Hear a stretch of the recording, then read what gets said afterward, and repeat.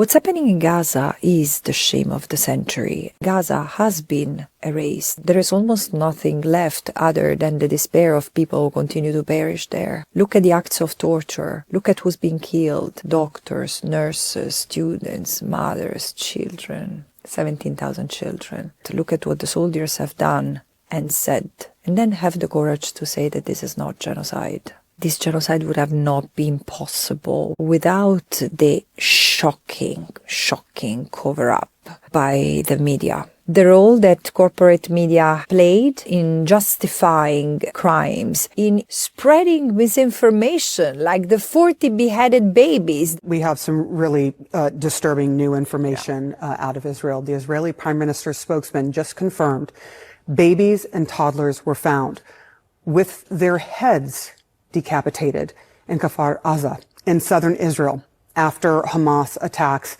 in the kibbutz over the weekend. The basic ethical principles governing their profession. I choked up earlier reading this new revelation about 40 babies being killed. Oh my God. And some of them being beheaded. And I was like, how can any human being do that to a baby?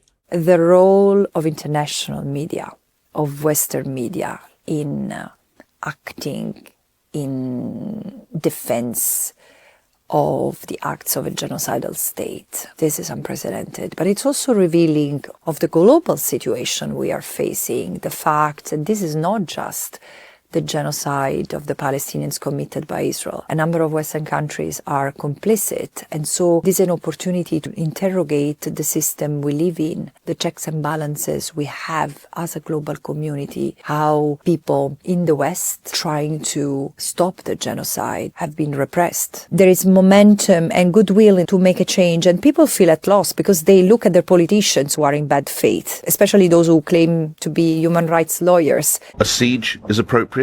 Cutting off power, cutting off water? Well, I think that Israel does have that right. They know that you cannot advocate for starvation. They know that you cannot doubt that a genocide is ongoing where the International Court of Justice has recognized the plausibility of genocide. You should act upon the recognition of that plausibility. I'm well aware of the definition of genocide, and that is why I've never described this and referred to it as genocide. This genocide is also the consequence of the enduring impunity that Israel has been granted since its foundation. Israel has been allowed to violate hundreds of UN resolutions. And this is the result. A state that behaves as if it was above the law, and the state that becomes repressive against those who are trying to hold it accountable. Let me be clear. I have nothing against the State of Israel.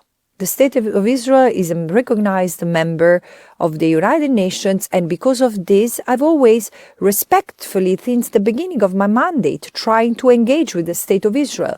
However, I cannot tolerate that the only modus operandi and the only way of existing of this state is by dispossessing, oppressing, and repressing another people. If the only way of Israel to exist is by being an apartheid state, well, we have a problem here. And this is where the conflict is. And Israel could be led by Buddhists, atheists, Muslim, Christians. It wouldn't change. The problem is not with the religious underpinning that Israel maintains. It's with the abhorrent human rights records that Israel has. This protracted impunity of Israel, including in the face of clearly war crimes, crimes against humanity, and plausibly genocide. In the face of all this, what remains of the international legal system? So we are at a critical juncture.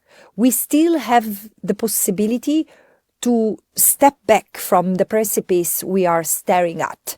But we need to act in order to change that pattern of lack of accountability. This is why I think that it's important that where democracies or quasi-democracies still exist, ordinary citizens, people from all paths of life make their voice heard, to hold our politicians accountable, our institutions accountable, to make sure that, for example, in the UK, you have citizens who are fighting in the Israeli army. You have UK citizens who live in the settlements. It's time to hold people accountable. The reason why I have recommended the suspension of Israel's credentials as a member of the United Nations is because of the assault that Israel has launched against the United Nations in the past 13 months. It started with a prohibition of the United Nations to have humanitarian aid entering and delivered to the Palestinians in Gaza.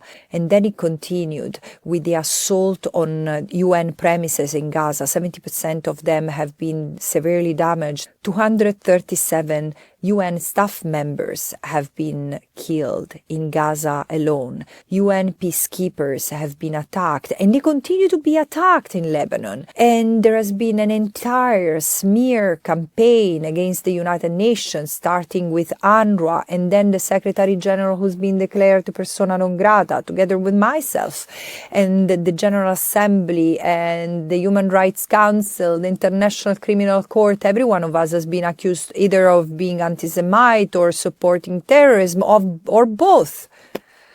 And recently, Israel even passed a law that prevents UNRWA from operating in Israel, which means inability to enter the occupied Palestinian territory. What is this? I mean, this is such an incredibly negative precedent that is going to give carte blanche to destroy the UN wherever they are. But I do think that no one has the hubris that has grown into Israel's veins because of 75 years of impunity that the United Nations have granted to this state. What is striking is the lack of empathy. If you cannot empathize with the Palestinians who have been killed in dozens of thousands and been maimed, their homes have been destroyed, there is nothing to return to, and they've lived for 1 year under constant bombing, moving from one place to another, really on survival mode. How cannot we empathize with them, with their tragedy?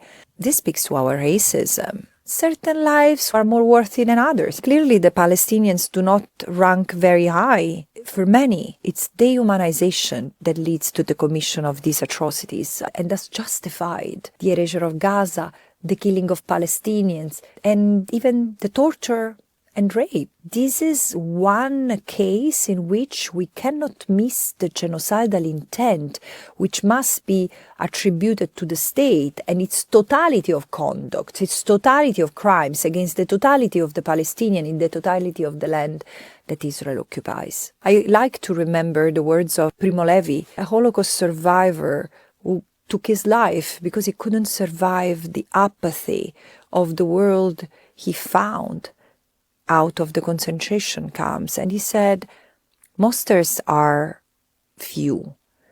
Atrocities happen because of the indifference of the many who do not ask questions. This has happened during the Holocaust of the Jews. This has happened during the Rwanda genocide, during the Bosnia-Herzegovina genocide. It's more shocking now because everything is televised. This is where we are. I hope that this is the last genocide of human history. It could be.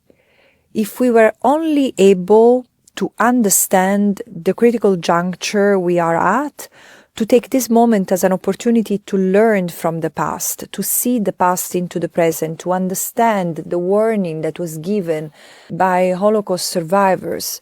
Never forget the past, because the forgotten past risks to become a new present. And this is what has happened in many respects, but also knowing that the international legal framework is not ineffective per se, is rendered ineffective by the lack of political will, which is a function of political connivance and interests. In some time, in the coming future, I cannot predict in how long, we will have to come to terms with the fact that we will not be able to say that we didn't know, because this has been a live-streamed 24/7 genocide.